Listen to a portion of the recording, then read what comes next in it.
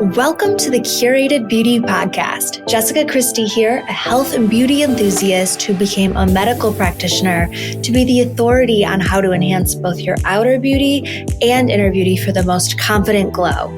Founding and owning a multi-million-dollar aesthetic medical practice in Michigan, my mission is to bring all the bi-coastal innovations to the fresh coast of Michigan, from which aesthetic treatment gives you the most bang for your buck to how to create systems to be both professionally fulfilled and still have freedom of time and relationships. We will be diving into it all.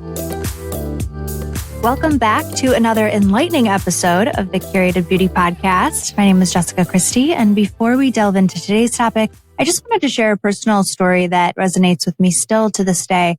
After many years, I saw a patient a long time ago along my evolving surgical to dermatology to aesthetics career who had suffered severe whole body burns. This was from childhood. She was in a house fire as a little girl, and I could just honestly cry. Like, I could see her face so well still. And her emotional pain was really palpable. The scars weren't just on her skin. They definitely penetrated much deeper. But what struck me the most was her spirit. And despite everything, she really carried this badass bitch, undeniable spark. And I loved that about her. And even though we were from such different backgrounds, she was just very fascinating to me, and I will never forget her. And I will say that there was like almost this unspoken belief that even though her situation happened to her, it wasn't the end. And it was really a transition to something better. Where working closely with her over the months that I did, we navigated a series of different aesthetic procedures to really restore not just her physical features, but also her inner confidence.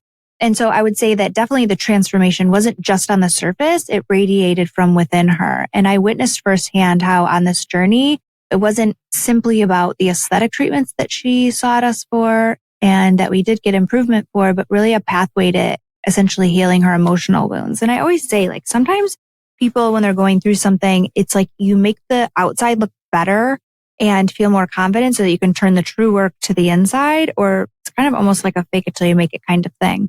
And that experience profoundly shaped my approach into this field. And it really crystallized my belief that aesthetic medicine is about a holistic transformation, both inside and outside of the patient. That brings me to my topic today, and something that's resonated with me deeply. It's the principle of operating from an abundance mindset rather than a scarcity mindset in the realm of aesthetic medicine and what I do professionally.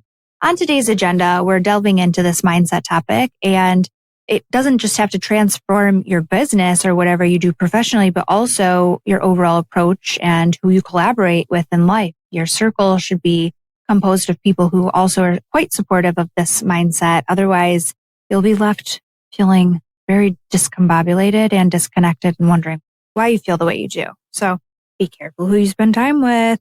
This is the idea of abundance versus scarcity and the importance of fostering a community-driven approach as opposed to a competitive one, which, gosh, we talk about a lot in aesthetics. People talk about it all the time. You wouldn't believe the snakes in the grass that I hear say, oh my gosh, community over competition. I'm like, did you get that wrong? Do you mean competition over community? But God bless them, and we will wish them on a healthy path. During a recent mentoring session or one-to-one with a team member, she beautifully articulated that our business, especially in the training business that we have, it's more about the abundance mindset than the scarcity mindset. And she's right. She actually pointed it out to me and put it into words so eloquently. She's like a young little whippersnapper, but she's just incredible. And it's really crucial to clarify that while embracing community is vital, it's actually equally important to align with those who share your values and your commitment to genuine service, which is why I'm so particular about not only the people that embody our team, but also the patients that we cater to, because we want them to be aligned with that as well. So aesthetic medicine, as we know, is a very nuanced field, and many seek these treatments for tons of different reasons. In fact, on one of our consultation forms, it says, what are the main goals? And something along the lines of what are the reasons essentially that this patient wants to be here? Like, what are the motivating factors for why they made this appointment, and what are their expectations, and potentially what is the event potentially that they're getting ready for? Like, what are the time frames and all of that? But really looking at uncovering these reasons for getting treatments. And some of them may be very personal, whether it's boosting confidence for a wedding or being a mother of a bride or restoring hair loss from a medical procedure that caused them to lose hair loss, or recovering from an accident or other transformations, whatever they may be, recovering from baby. I mean, I could go on and on because I see these patients all day long in our practice and hear the stories all the time. The responsibility lies on us as providers because of this to approach our clientele with immense authenticity and really genuine care. They deserve it. And we bring our all every day, which is why we offer so much value. So today I'm highlighting adopting an abundance mindset and how it can bring unparalleled benefits, not only to your practice, but also to you personally and professionally and within your teams. So I'm going to tell you 5 ways that we're going to chat about that and how I can highlight that abundance mindset for you. So first of all, number 1, building reputation through authenticity. So the difference genuine care can make is honestly palpable. Patients know. They are smart, you guys. They know when you show up and you're looking at them as your mortgage payment, or if you're looking at them as, I don't even know what our sales were today, but I feel fulfilled AF because I just had some meaningful conversations and I left someone better than when they sat in my chair. So this is honestly something that patients recognize and appreciate, or they recognize and they're like, this is not the place for me. I did not feel like that was an authentic connection at all. So that only strengthens your reputation in the industry. When people feel this way, they're going to go tell all of their friends about you. And that is probably one of your most important leads that you can get, is someone that another friend, maybe they said, you look so good, or you look lighter, or what's going on? What are you doing? And they said, you know what? I found this place. I'll never go anywhere else. You should check it out. That reputation through authenticity is going to add massive value and abundance to your whole company. So much so that hopefully we have so many patients that want to come see you that you can filter them through to other practices. Maybe you make another practice, but there should be so much room in the sandbox for all of us. Recently, there was an interaction through multiple platforms with Alex Hermosi, who's an owner of acquisition.com, and he showcased the power of offering value. And to me, what he's doing is he's offering generously all the resources and the hard work that he's put into aiding his own business growth at no charge, to a testament to his principle. The interesting thing is it's not like altruistic. It's not just like this crazy nice man where you're like, I wonder why he does that. Like, his motivating factor is he wants your business, you to go put the work in, you grow your business to a point where then he's like, can I invest in that? That looks really good. And I think we could take it to the next level. And then it's like this symbiotic, amazing relationship. Same thing trickled down into our patients, right? I think it's such a unique business model, and I've taken so much value away from a lot of the work that he's put into it. And I'm really grateful that he has shared those resources for free. Number 2, manifesting opportunities. So listen, there is some undeniable power in positivity. Nobody wants to be around a negative Nelly. We all know them in our lives. And you know what? As I get older, I just have less and less and less sympathy or empathy or tolerance for negative people. That's weak. You got to work on yourself. If you don't focus on good, you're not going to get good. And we all know everything that you have. Actually, you might not know this, but everything that you have right now in your current life situation, it's what you think that you deserve. And as tough as that may be to hear, you got to sometimes make some hard decisions to push yourself into the next layer.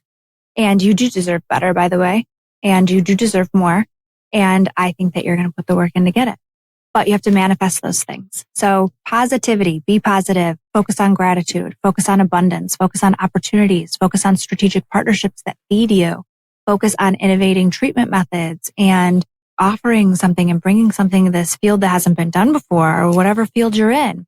Positivity also builds teams. Like, it's really revived mine. Like, if you're in the medical field, you'll get this. ACLS happened in my practice after like some tragedy last year. And I couldn't be more thankful to have the team members that I have and manifest these people and these team members. So positive.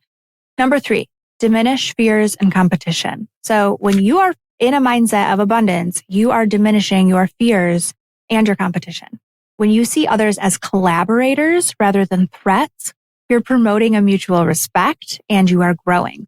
I'm not saying like give all your stuff away for free and let someone else monetize on that, but prioritize creativity over competition. You don't need to do everything. Get a niche. And when it is outside of your niche, refer to your friend. Collaborate together on the systems to propagate that. Okay. That's just an example. Go for it. Try it. Number 4, enhance client trust. So an abundance mindset is really encouraging. You're going to go the extra mile for your client to be happy. So you're selling an outcome. So say your service that you think was going to like bullseye, hit the nail on the head. They're going to be so happy, left them a little lackluster. Well, honey, you just sold them an outcome, not a syringe of filler. So what are you going to do?